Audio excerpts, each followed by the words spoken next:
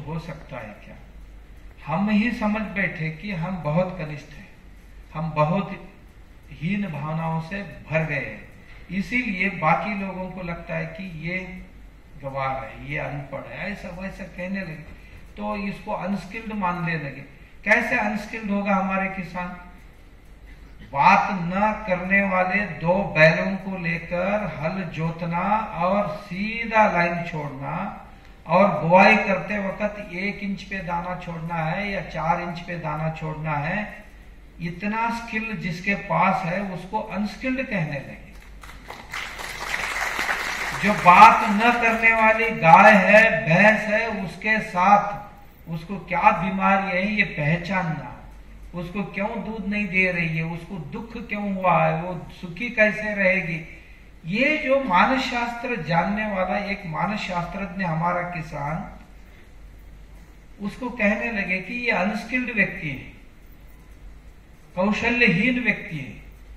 तो कहते कहते वो भी सुनते सुनते उसको लगने लगा कि हाँ सच में ही मैं अनस्किल्ड हूं, ऐसा लगने लगा। तो उससे हम खुद ही ये भावना धारण करके हम पिछड़े हैं ऐसा मानने लगे। मगर शिवगंगा ने ये काम किया कि हम में वो आत्मसम्मान भरा, तो हमें हमारे पैर पर खड़ा करने की, देखिए हमारे निसर्ग सब या प्रकृति हमारी नाश हो रही है। मैंने अभी अभी आपसे कहा था कि इस प्रकृति के विनाश करके कोई भी अमीर नहीं बन सकता है। मां को जिन्होंने शोषण करके वो कभी भी अमीर नहीं बन सकता, इस सृष्टि को शोषण करके कोई अमीर नहीं बन सकता। इसीलिए हमारे लोग जो यहाँ जगाया गया हलमा के माध्यम से, हमारे संपत्ति पानी थी, हमारी संपदा हवा थी, हमारी संपदा ऊर्जा, और हमारी संपदा ऊर्जा के स्रोत हमारे पेड़ पौधे थे, हमारी संपदा हमारे जानवर थे।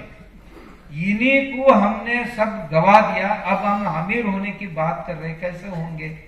यही बातों को सोचते हुए फिर एक बार पानी से समृद्ध करना चाहिए। मट्टी जो 3 पॉइंट सॉइल कार्बन था हमारा, वो 0.3% बन गए, तो अब आगे ज्यादा दिन चलने वाले नहीं, 10 साल में जमीन खत्म होने वाली है। पानी पहले जब 2 फीट में पानी ऊपर आती थी, ग्रीष्म काल में भी कहीं भी थोड़ा ऐसा रेती बगल में हटा दिया तो पानी मिलती थी, अब 700-800 फीट पे भी नीचे पानी नहीं मिल रही है। तो हम गरीब होती जा रहे हैं, हमारी प्रकृति गरीब होती जा रही, तापमान दिन बाय दिन बढ़ते जा रहे।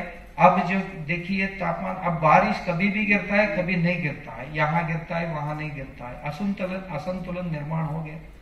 इसका परिणाम 2033 तक ये होने वाला है।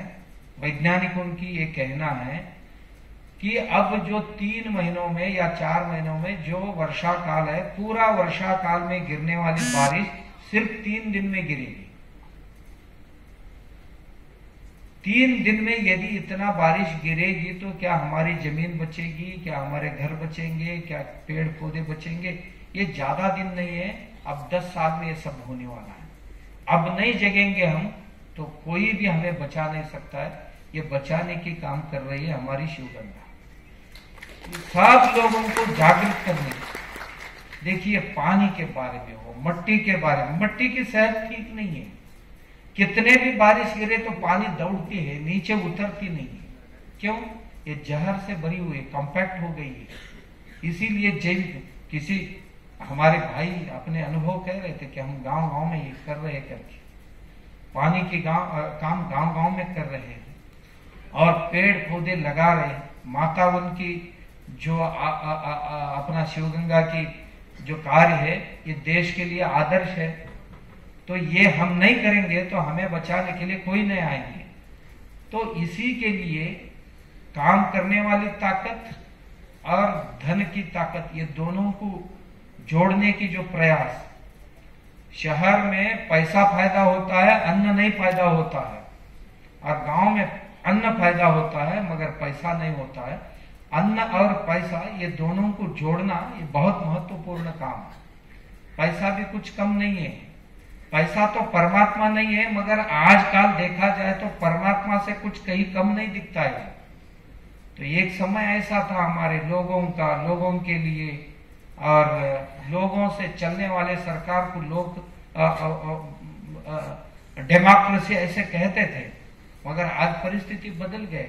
पैसे से, पैसे के लिए और पैसे वालों से चलने वाली सरकार, ये रूढ़ी प्रगाढ़ होती जा रही है, ये बहुत महत्व प्राप्त कर रही है। इसीलिए श्रम और धन को जोड़ने की बहुत आवश्यकता है। एक दूसरों के साथ ये हाथ जोड़ के चलेंगे तो दोनों सुखी रहेंगे।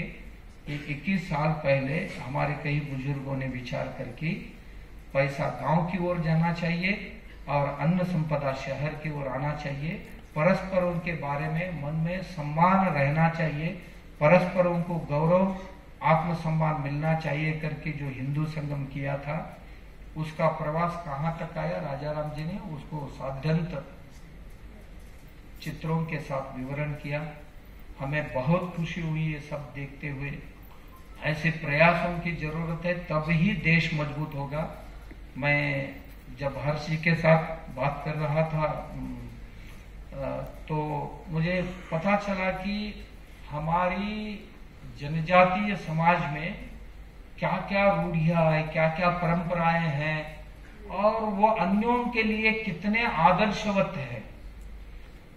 आगे पढ़े लिखे लोग खुद को इतने होशियार समझते, हम इतना अगड़े समझते, तो कभी कभी इन चीजों को सोचते हुए लगता है कि हम बहुत पिछड़े हैं।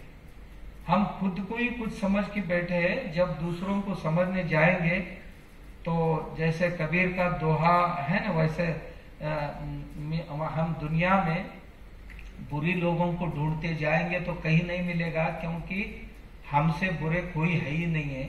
हमारे मन में झांक के देखेंगे तो बहुत शायद हमसे बुरे कोई नहीं हो सकते। वैसे कमियां कहीं भी नहीं है, हमें ही हो सकते हैं।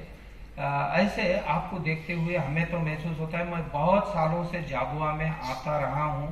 मैं आप लोगों के साथ रहकर बहुत कुछ अनुभव करता हूं, और जाने के बाद देश में अन्य जगहों में जाके मैं अभी आपको कहा कि झाबुआ के बारे में हफ्ते में 2-3 बार तो मैं बात करता हूं, क्योंकि ऐसे कई सारे चीजें आपसे सीखने जैसे हैं।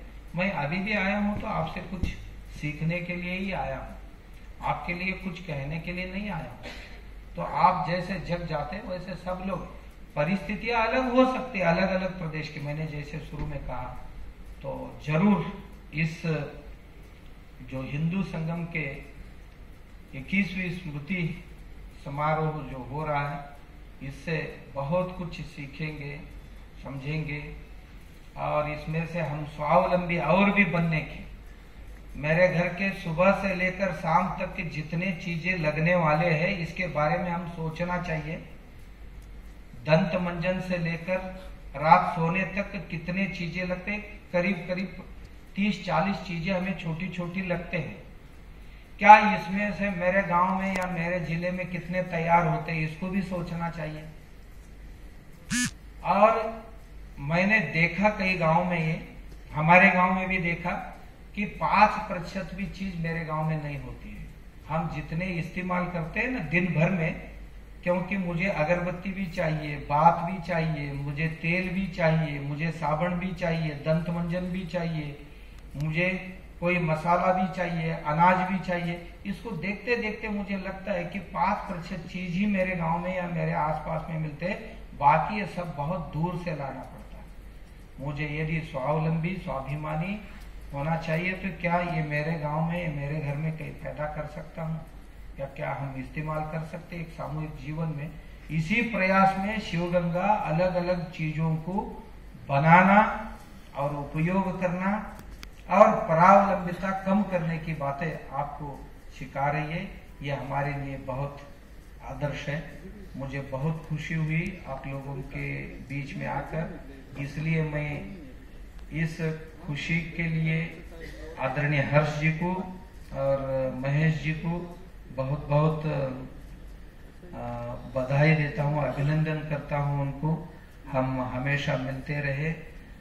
आप आए न आए, मैं तो जरूर आता रहूंगा आपके पास, कुछ सीखते रहेंगे। धन्यवाद, नमस्कार।